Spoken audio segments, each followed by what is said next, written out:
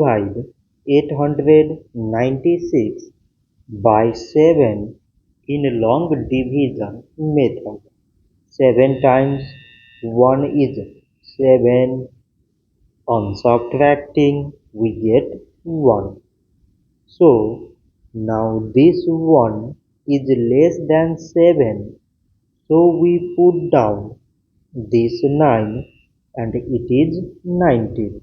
7 times 2 is 14. On subtracting, we get 5. So again, this 5 is less than 7. So we put down this 6 and it is 56.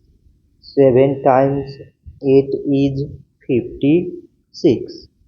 On subtracting, we get Z. So 896 divided by 7 is 128. So this much for today and thanks for watching.